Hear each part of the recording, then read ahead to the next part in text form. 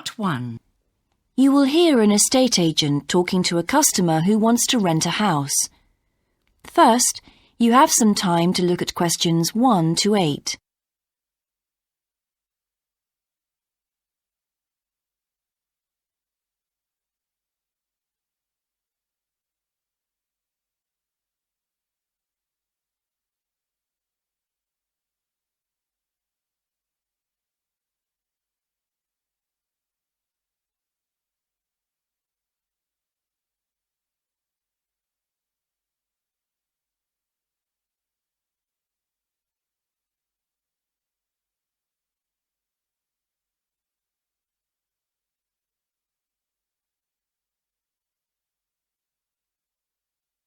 Listen carefully and answer questions 1 to 8. Good morning. How can I help you? Hello. I'm interested in renting a house somewhere in the town. Right. Could I have your name, please? Yes, it's Stephen Godfrey. And tell me how many bedrooms you're looking for. Well, we'd need 4 because I'm going to share the house with 3 friends. OK. There are several of that size on our books. They mostly belong to families who are working abroad at the moment. What about the location? It'd be nice to be central. Oh, that might be difficult, as most houses of that size are in the suburbs. Still, there are a few. What's your upper limit for the rent? We'd like something around £500 a month, but we could go up to £600 if we have to. But we can't go beyond that. Do you know how long you want to rent the house for? The minimum let is 6 months, as you probably realise. We're at college here for 2 years, and we don't want to have to move during that time if we can avoid it. Right. And how soon do you want to move in? All our lets start on the 1st of the month. Well, as soon as possible, really. So that means September 1st. OK. Let me have a look at what we've got. We have photographs of all the houses on our book, so you can get an idea of what they're like. There's this one in Oakington Avenue at £550 a month, combined living room and dining room with a separate kitchen. It doesn't have a garage, though you can park in the road. We'd prefer to have one if possible. Right. Then have a look at this house in Mead Street. It's got a very large living room and kitchen, bathroom, cloakroom. How much is it? That one's £580. It's very well furnished and equipped. It also has plenty of space for parking, and it's available for a minimum of a year. Oh, and there's a big garden. I don't think we could cope with that, to be honest. We'll be too busy to look after it. OK. Then there's this older house in Hamilton Road.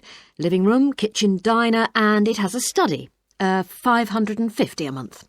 That looks rather nice. But whereabouts in Hamilton Road? Towards the western end. Oh, that'll be very noisy. I know the area. Yes, it's pretty lively, but some people like it, though. Well, what about this house in Devon Close? That looks lovely. There's a big demand for houses in that area, so prices tend to be quite high. But this one hasn't been decorated for a few years, which has kept the rent down a bit. It's got a living room, dining room and small kitchen, and it's £595 a month. I think it would suit you from what you've said. It sounds fine. Before you hear the rest of the conversation, you have some time to look at questions 9 and 10.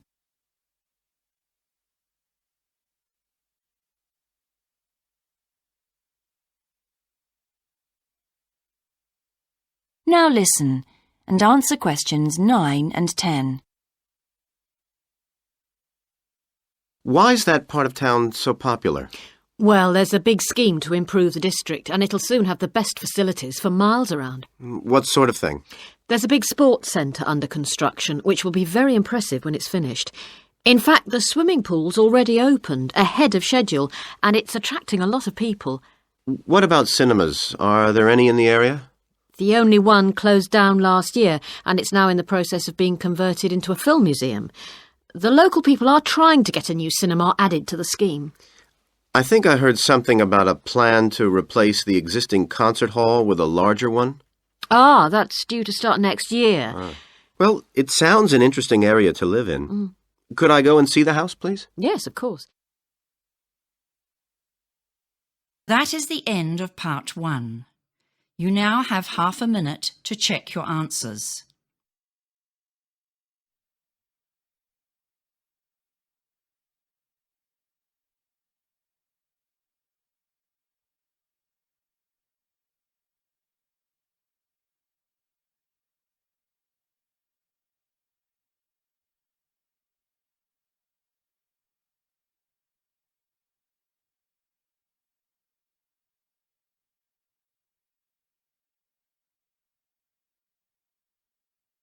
Now turn to part 2. Part 2. You will hear a man talking on the radio about a national arts centre. First, you have some time to look at questions 11 to 16.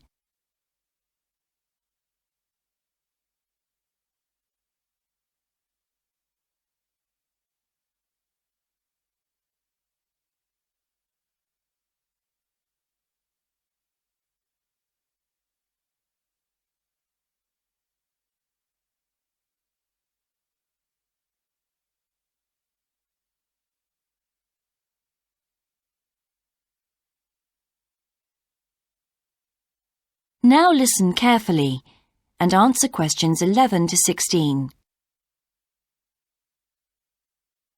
Hello, and welcome to Focus on the Arts. I'm your host, Dave Green, and this is your very own local radio programme. Every Friday evening, we put the spotlight on different arts and culture facilities and look at the shows and events that are on offer in the coming week. And today, the focus is on the National Arts Centre. Now, if you don't already know it yourself, I'm sure you've all heard of it. It's famous throughout the world as one of the major venues for classical music. But did you know that it's actually much more than just a place to hear concerts? The centre itself is a huge complex that caters for a great range of arts. Under a single roof it houses concert rooms, theatres, cinemas, art galleries and a wonderful public library, as well as service facilities including 3 restaurants and a bookshop. So, at any one time, the choice of entertainment there is simply enormous. So, how did they manage to build such a big arts complex right in the heart of the city? Well, the area was completely destroyed by bombs during the war in 1940. So the opportunity was taken to create a cultural centre that would be what they called the city's gift to the nation.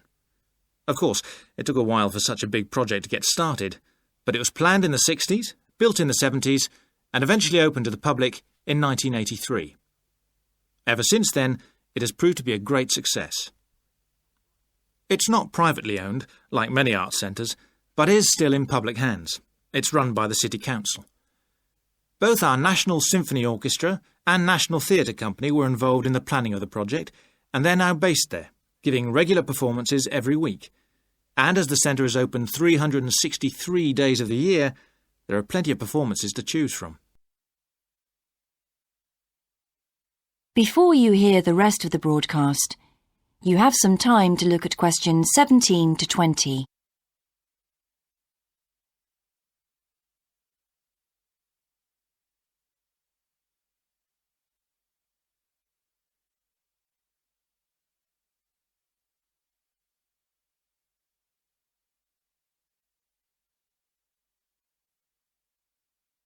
Now listen and answer questions 17 to 20. So, to give you some idea of what's on, and to help you choose from the many possibilities, we've made a selection of the star attractions. If you're interested in classical music, then we recommend you go along to the National on either Monday or Tuesday evening at 7:30 for a spectacular production of The Magic Flute, probably the most popular of all Mozart's operas. It's in the Garden Hall, and tickets start at only £8, but you'll have to be early if you want to get them that cheap. And remember, it's only on for those 2 evenings. For those more interested in the cinema, you might like to see the new Canadian film, which is showing on Wednesday evening at 8 p.m. in Cinema 2, and that's called 3 Lives. It's had fantastic reviews, and tickets cost just £4.50, which is a reduction on the usual price of £5.50. So, it's really good value, especially for such a great movie. But you can see the centre's main attraction at the weekend, because on Saturday and Sunday, 11 a.m. to 10 p.m, they're showing a wonderful new exhibition that hasn't been seen anywhere else in Europe yet. It's a collection of Chinese art called Faces of China. That's in Gallery 1, and it has some really fascinating paintings and sculptures by leading artists from all over China. And the good news is that it's completely free, so don't miss it. So why not go along to the National Arts Centre next week for one or all of these great events? And you can always pick up a programme and check out all the other performances and exhibitions on offer, or coming soon, on almost every day of the year. Next week, we'll be looking at the new Museum of Science. That is the end of part 2.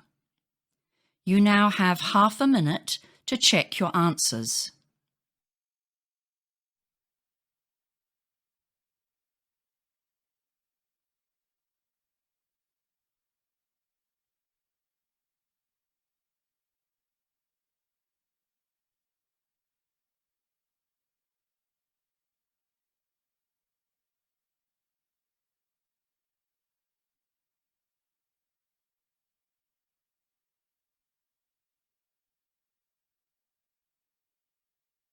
Now turn to part 3.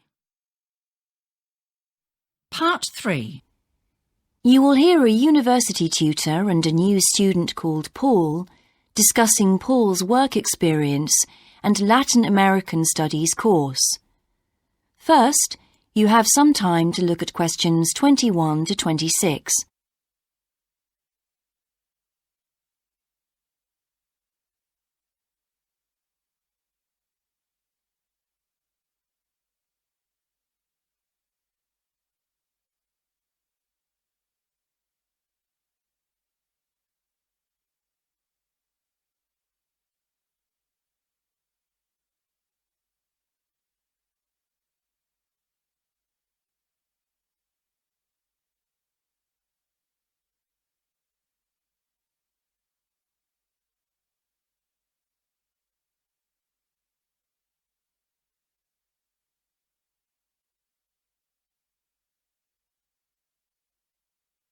Now listen carefully and answer questions 21 to 26. I've been reading your personal statement, Paul.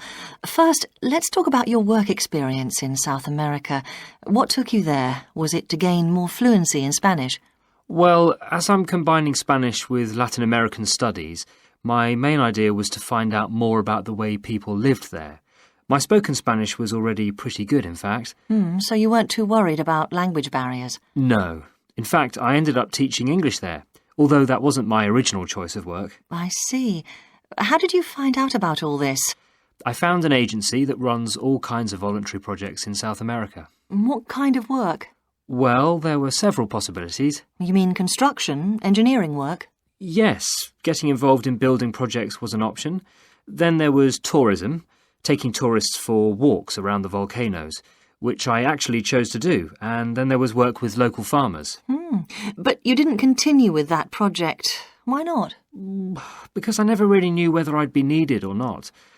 I'd thought it might be difficult physically, but I was certainly fit enough. Now, I wanted to do something that had more of a proper structure to it, I suppose. I get demotivated otherwise. What do you think you learned from your experience? It must have been a great opportunity to examine community life. Yes, but it was difficult at first to be accepted by the locals. It was a very remote village, and some of them were reluctant to speak to me, although they were always interested in my clothes and how much I had to pay for them. Well, that's understandable. Yes, but things soon improved. What struck me was that when people became more comfortable with me and less suspicious, we really connected with each other in a meaningful way. You made good friends? Yes, with two of the families in particular. Good. What about management? Did you have a project manager? Yes, and he gave me lots of advice and guidance. And was he good at managing too? That wasn't his strong point. I think he was often more interested in the academic side of things than filing reports. He was a bit of a dreamer. And did you have a contract? I had to stay for a minimum of 3 months. My parents were surprised when I asked to stay longer, 6 months in the end. I was so happy there. And did anything on the administration side of things surprise you? What was the food and lodging like? Simple, but there was plenty to eat, and I only paid $7 a day for that, which was amazing, really. And they gave me all the equipment I needed, even a laptop. You didn't expect that then? No. Well, I'll look forward to hearing more. Before you hear the rest of the discussion, you have some time to look at questions 27 to 30.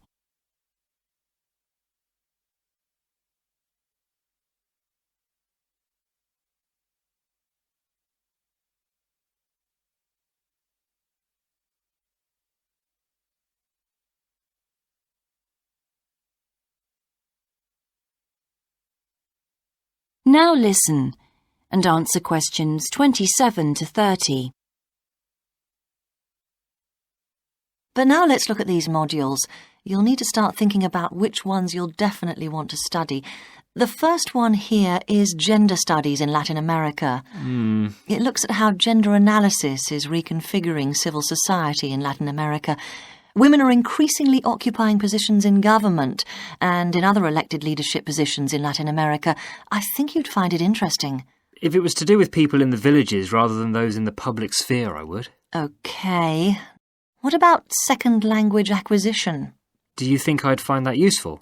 Well, you've had some practical experience in the field. I think it would be. I hadn't thought about that. I'll put that down as a definite then. OK. What about Indigenous women's lives? That sounds appropriate. I thought so too, but I looked at last year's exam questions and that changed my mind. Don't judge the value of the course on that. Maybe talk to some other students first, and we can talk about it again later. OK. Yes, and lastly, will you sign up for Portuguese lessons? My Spanish is good, so would I find that module easy? Not necessarily. Some people find that Spanish interferes with learning Portuguese, getting the accent right too. It's quite different in a lot of ways. Well, I'd much sooner do something else then. All right. Now, what we need to do is make a... That is the end of part 3. You now have half a minute to check your answers.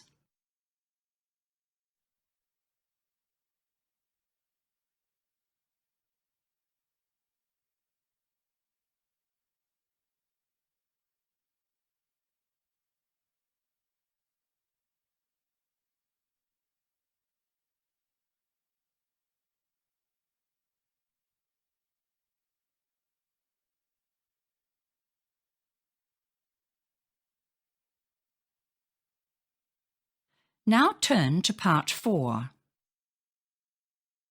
Part 4. You will hear a lecture about success in business systems. First, you have some time to look at questions 31 to 40.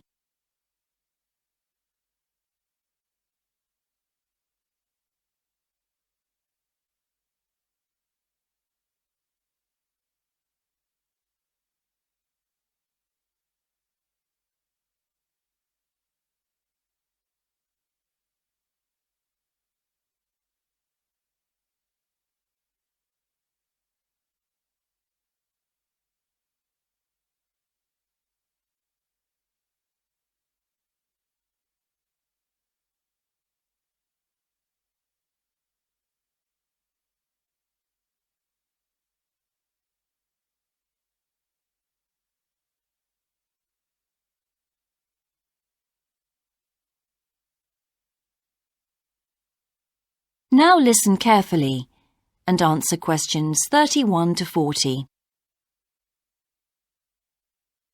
Good morning, everyone. In the last few lectures, I've been dealing with business finance, but now I'm going to move on to business systems.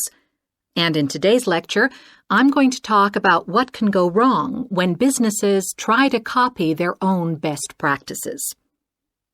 Once a business has successfully introduced a new process, managing a branch bank, say, or selling a new product, the parent organization naturally wants to repeat that success and capture it, if possible, on a bigger scale.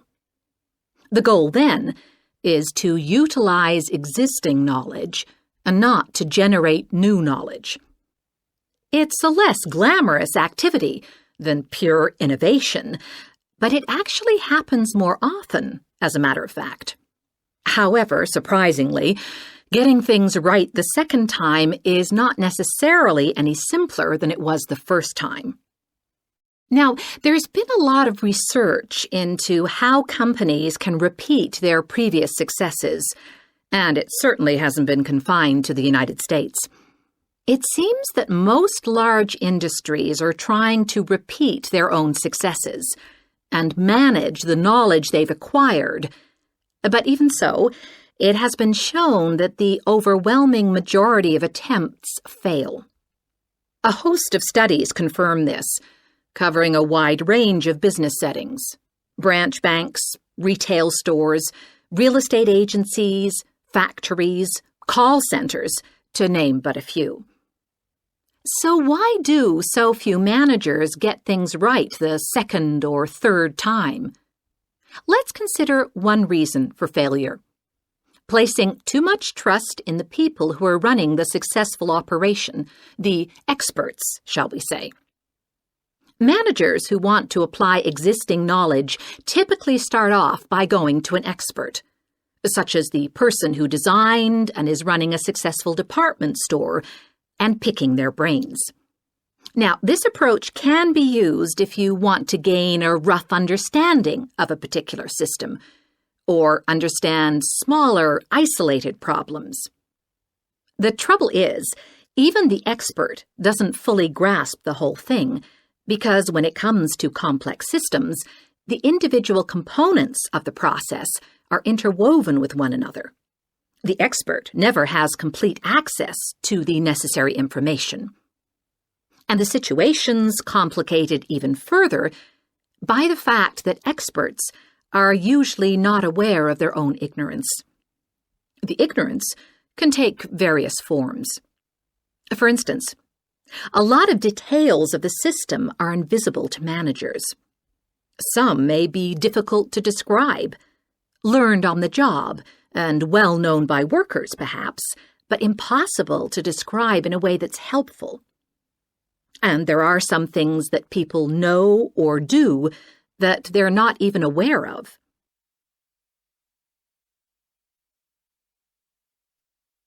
Now, let's consider two types of mistake that can occur when a manager actually starts to set up a duplicate system to replicate a successful process. Firstly, perhaps he forgets that he was just trying to copy another process and starts trying to improve on it. Another mistake is trying to use the best parts of various different systems in the hope of creating the perfect combination. Unfortunately, attempts like these usually turn out to be misguided and lead to problems. Why? Well, for various reasons. Perhaps there weren't really any advantages after all, because the information wasn't accurate.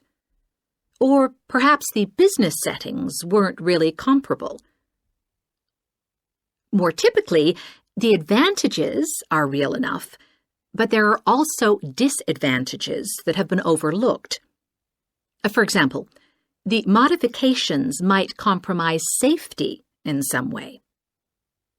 So, what's the solution? Well, I don't intend to suggest that it's easy to get things right the second time. It's not. But the underlying problem has more to do with attitudes than the actual difficulty of the task, and there are ways of getting it right. These involve adjusting attitudes, first of all. Being more realistic and cautious, really. Secondly, they involve exerting strict controls on the organizational and operational systems. And this, in turn, means copying the original as closely as possible. Not merely duplicating the physical characteristics of the factory, but also duplicating the skills that the original employees had. Reliance on a template like this offers the huge advantage of built-in consistency. That is the end of part 4. You now have half a minute to check your answers.